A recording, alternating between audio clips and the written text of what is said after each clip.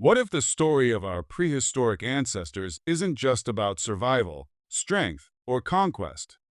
What if the most profound discovery about humanity's past isn't buried in gold tools or ancient cities, but in the quiet evidence of kindness?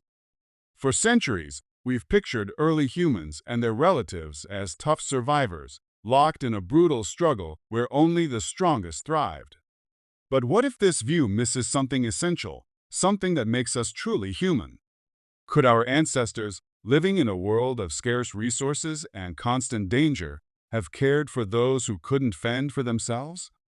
Did compassion, not just competition, shape our species? These questions linger, challenging everything we thought we knew about prehistory.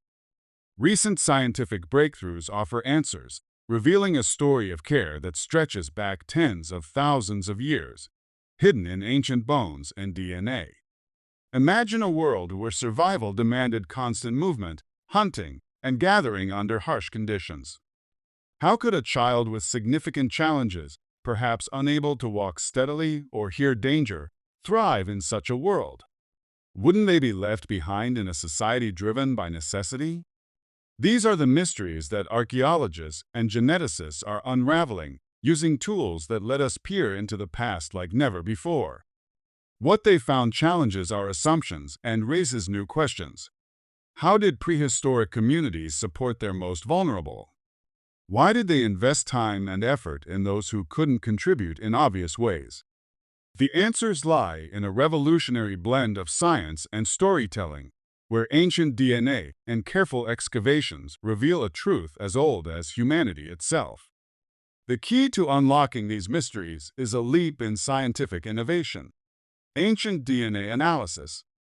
Unlike traditional methods that relied on examining bones for clues, modern genetic techniques can pinpoint specific conditions by reading the code of life preserved in ancient remains. One such condition is Down syndrome, caused by an extra copy of chromosome 21, which leads to developmental differences and often requires lifelong care. By analyzing the DNA of nearly 10,000 ancient individuals, researchers have confirmed cases of Down syndrome across prehistoric Europe, from the Neolithic to the Iron Age. This isn't just a technical achievement, it's a window into the hearts of ancient communities. Published in early 2024, these findings show that people with Down syndrome weren't cast aside, but were often treated with remarkable care, challenging the idea that prehistoric life was only about survival of the fittest. But how do we know this care existed? The evidence isn't just in the DNA, it's in the way these individuals were buried and remembered. Special burials, unlike the norm for their time, suggest that these people held unique places in their societies. From infants to young children, their remains tell stories of communities that went out of their way to honor them. These discoveries answer our initial questions. Yes, prehistoric people cared for the vulnerable, and they did so in ways that required effort, cooperation, and compassion. But they also spark new curiosities. Who were these individuals? How did their communities adapt to support them? Let's explore the stories of a few remarkable cases that bring this ancient compassion to life. Deep in a cave in eastern Spain, a tiny fossil, just a fragment of a child's skull, holds clues to a story that redefines our understanding of humanity. This child, nicknamed Luz by researchers, lived among Neanderthals, our closest evolutionary cousins, in a world of nomadic hunting and gathering. Advanced imaging revealed abnormalities in the inner ear bones, pointing to a condition consistent with Down syndrome. Luz likely faced severe hearing loss, frequent dizziness, and balance challenges. In a lifestyle where groups moved constantly across rugged terrain, these issues would have made survival difficult without help. Yet Luz lived to at least 6 years old, a testament to the care provided by their family and group. Picture Luz's world. A small band of Neanderthals, tracking game and gathering plants, pausing to steady a child who struggled to keep up. Someone, perhaps a parent, sibling, or group member, guided Luz through migrations, protected them from danger they couldn't hear, and supported them through dizzying spells. This wasn't a simple task. It required the group to share responsibilities, perhaps slowing their pace or assigning someone to watch over Luz. This evidence of collective care among Neanderthals, dating back to the Middle Paleolithic, suggests that compassion wasn't unique to modern humans. It raises a profound idea. Empathy may be a trait we share with our ancient relatives, woven into the fabric of our evolution. The story of care continues with our own species, Homo sapiens, where ancient DNA provides even clearer evidence. In Ireland, around 5,500 years ago, a 6-month-old infant was laid to rest in a Neolithic tomb. Genetic analysis confirmed Down syndrome, marking one of the oldest known cases. Far away, on the Greek island of Ina, around 3,300 years ago, a young girl, aged 12 to 16 months, was buried with a stunning necklace of 93 beads crafted from glass, paste, and carnelian. This wasn't a typical burial for the time. It was a deliberate act of honor, suggesting the child held special meaning to her community.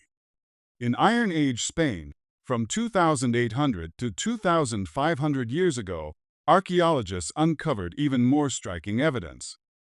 Several infants with Down syndrome were buried not in cemeteries, but within homes or significant buildings, a rare practice when cremation was the norm. Some were adorned with bronze rings or seashells from distant shores, hinting at their importance.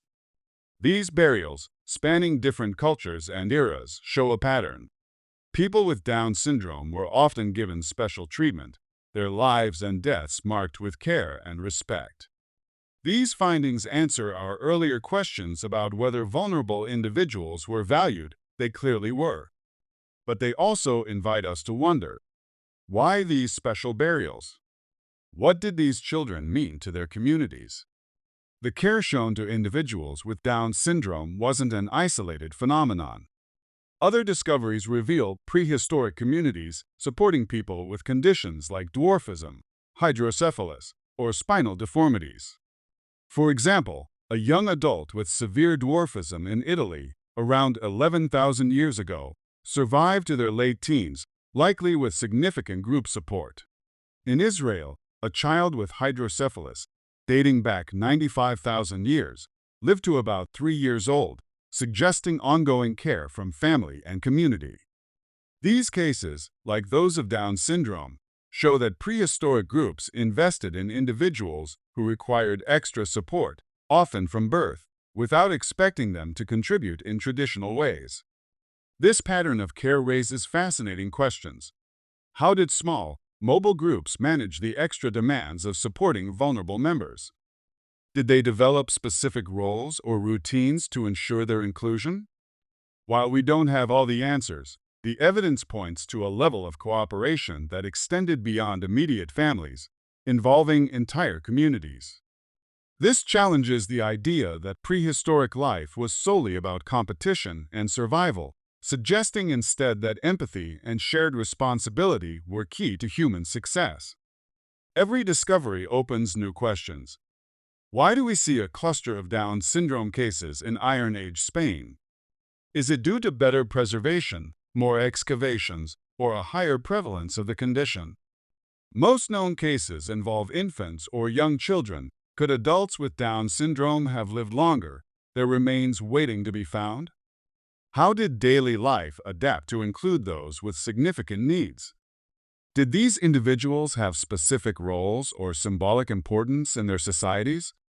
As genetic techniques improve and more sites are studied, we may uncover answers that further reshape our view of the past. These findings do more than rewrite history, they challenge how we see ourselves. The care shown to individuals with Down syndrome and other conditions wasn't a product of modern ethics or religion. It was a fundamental part of human nature, evident long before written records. This suggests that compassion is deeply rooted in our evolutionary story, a trait that helped our ancestors thrive in challenging environments. Today, these discoveries inspire us to reflect on how we value and include those with differences, connecting our modern struggles to an ancient legacy of kindness. The story of Luz, the Neanderthal child, or the infants buried with care in ancient Europe, reminds us that humanity's strength lies not just in survival, but in how we care for one another. These ancient bones, decoded by modern science, reveal a truth that resonates across millennia. Compassion is as old as humanity itself, a thread that binds us to our past and guides us into the future.